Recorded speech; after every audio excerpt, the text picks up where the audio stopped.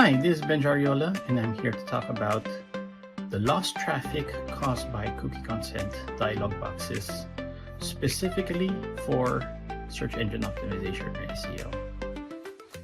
First thing I'm going to say is this is not about why we're using cookie consent dialog boxes. This is not any of the privacy acts, and this is not any of the legalities behind it. We are already assuming that this is something you already know, and we don't need to talk about it. What I'm going to talk about is coming up with a way to estimate the lost traffic caused by these dialog boxes.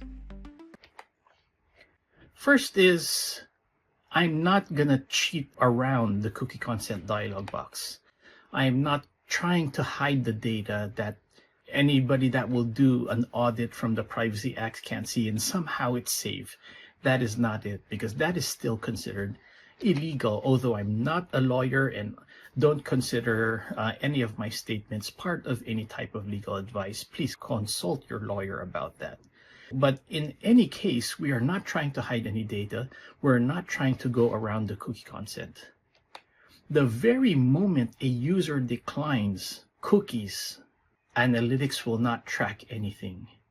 All traffic coming from search engines, if the user hits decline, then that session will be zero. Nothing will be tracked. You didn't even know someone came into the website. Because of that, we're not trying to find how to get that lost data, but we're looking for ways to estimate it, and we're going to show how accurate it is.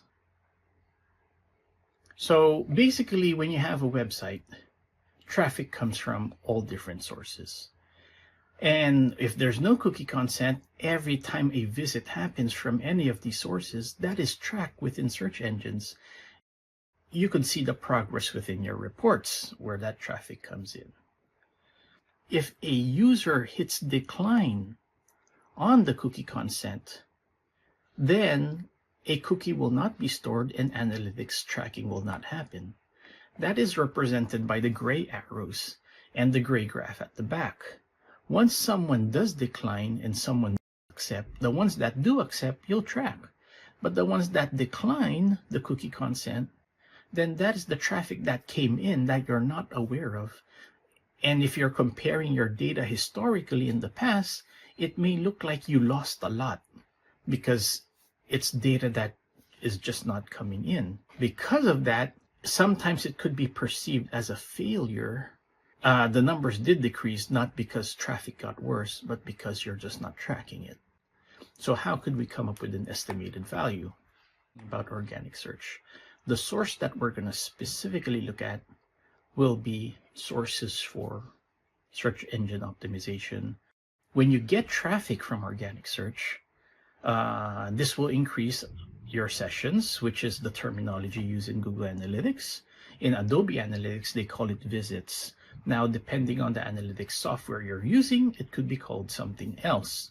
But for our purposes of discussion moving forward, I will refer to that, our traffic, as sessions. I might say traffic, I might say sessions. But if you're on a different analytics platform, just note that it could be called something else.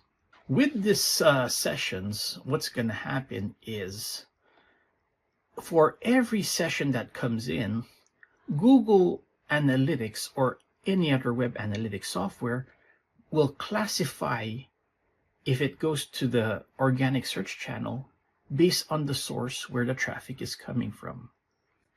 And it's going to be monitoring different search engines. So for every click in one of these search engines, it will be tracked as a new session moving forward. So you could say that every click on a search result going to your website should be tracked as one session. So one click, one session. Of course, that is not always true. Let's say it goes to a page where there's no analytics tracking for some reason. You go to a browser where JavaScript is disabled. A search result ended up straight to an image where the image had no analytics tagging. There could be a number of reasons where a click within a search engine result did not turn into a session. But probably 99.9% of the time, a click on a search engine result going to a website that has web analytics installed will open that session, or in some cases, a visit, depending on what analytics platform you're using. Now, when you have cookie consent, though, that is where we're losing some of the data. We don't know where they're coming from, which is represented by the gray arrow. That gray arrow shows that traffic did come from search engines, but you didn't know that it came in because it will not be tracked at all. You're only seeing a portion of your traffic. The beauty of this, though, is there are tools on the search engines themselves that report if there are clicks coming in. Google Search Console is the primary one where it reports clicks going to your website. Other search engines have other tools as well. There's Bing Webmaster Tools, there's Yandex, and there's Baidu Webmaster Tools. One thing to take note of is looking at all these search engines and paying attention to their market share. 89.74% of users use Google more than any other search engine. Sometime last year in 2024, that was already surpassed 90, and then now it's got slightly lower again. But roughly around 10% belongs to the other search engines. So if you pay attention to Google alone, you already have 90% of your traffic. Every click coming from Google is an organic search session, but it may not be tracked within your analytics.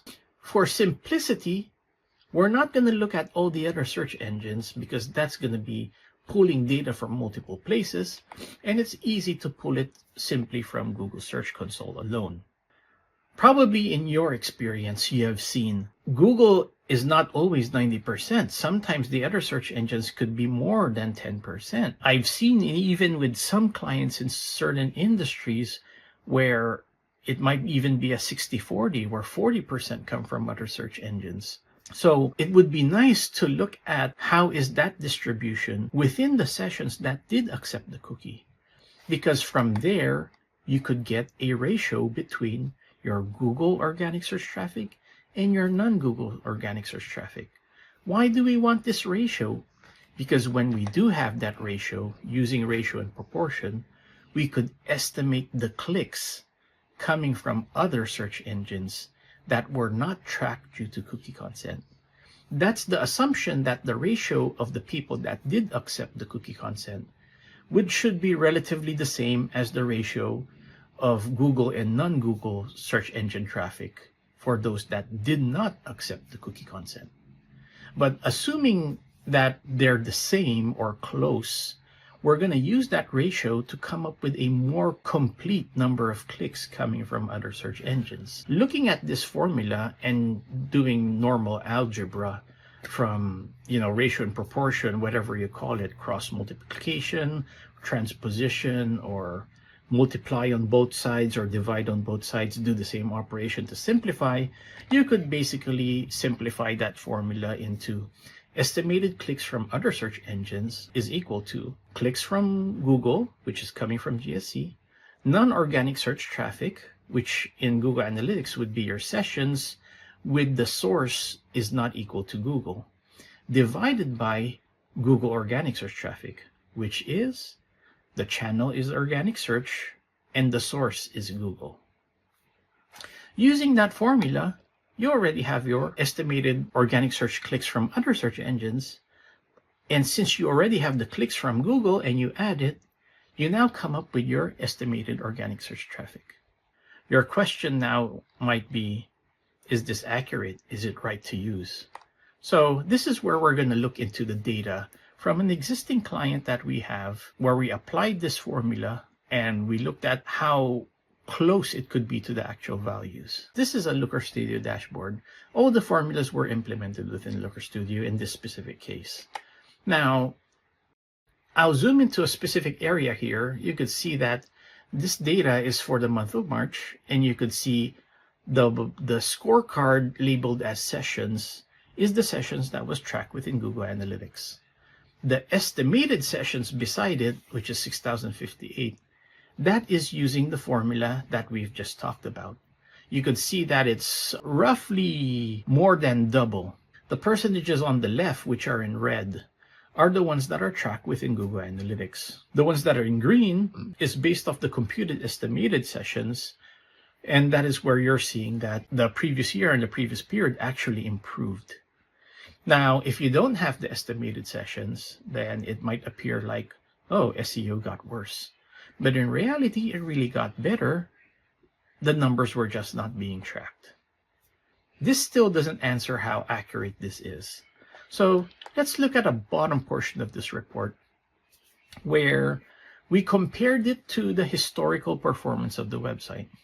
What you're seeing here is organic search traffic coming into the website in a column chart as tracked by Google Analytics. Those are the columns there. Cookie consent for this specific client was implemented. It looks pretty obvious in the graph, sometime September. In the middle of September, cookie consent was added. They started losing the tracking of traffic. And the full month where cookie consent was enabled starts October, and you could see that the columns got way lower. The estimated value is the one in the line graph above it. Now, you could see that it is an estimated value. It did not match exactly to the values historically. However, you could see how close they are.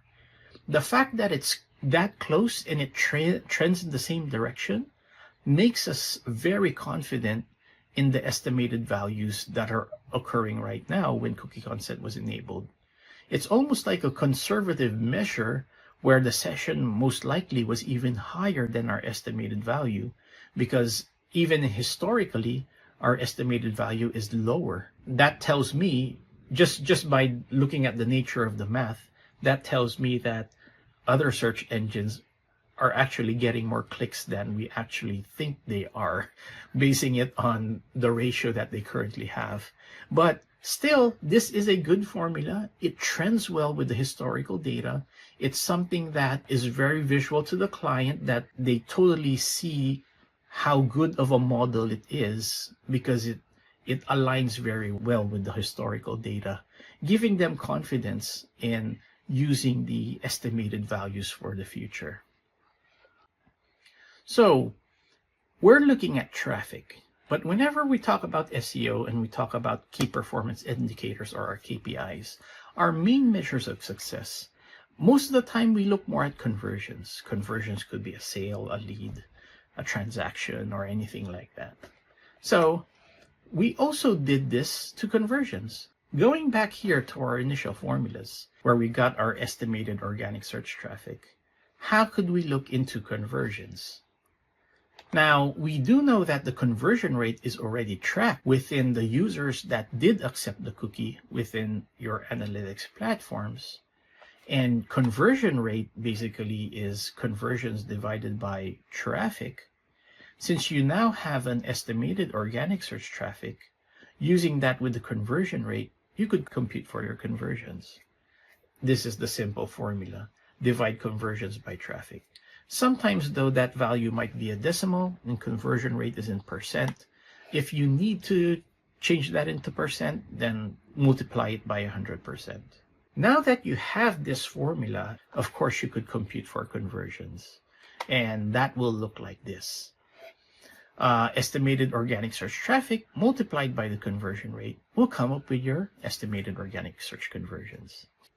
If you need to change that conversion rate from decimal to percent, in some cases you might need to divide that by 100%.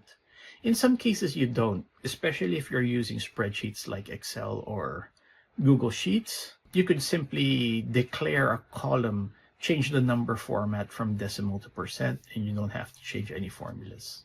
Let's see how accurate this is. We'll go to the same client on the same report using the same data, but this time looking at their conversions. You can see the report is pretty similar in format, but looking at the conversions and zooming in here, you can see the conversions was around 286. That was the actual conversions. And the estimated conversions were, again, more than double, 611. You could see the percent changes in the previous period and the previous year were lower. However, they were higher in the estimated value. Is this trustable? Are we just inventing numbers? And when we look at the historical data, this even trends closer than the traffic.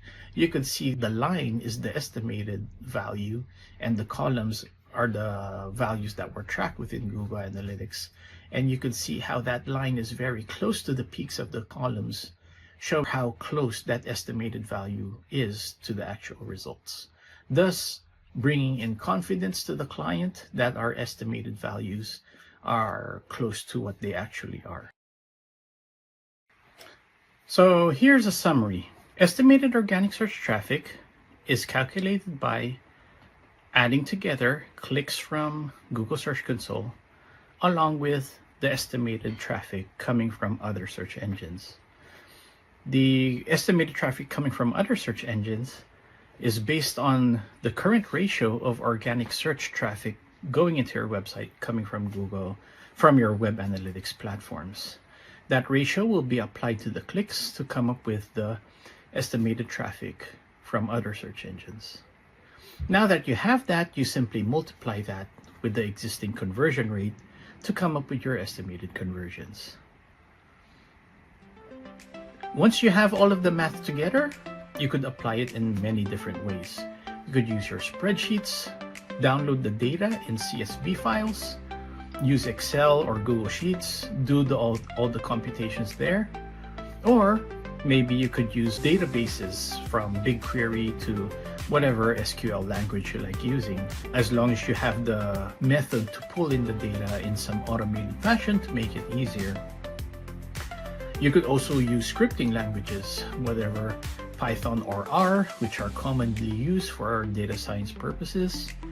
Or you could use your business intelligence tools and data visualization tools from Tableau to Power BI, Looker and Looker Studio, and all of these others. Whatever way you prefer, that is the math behind it.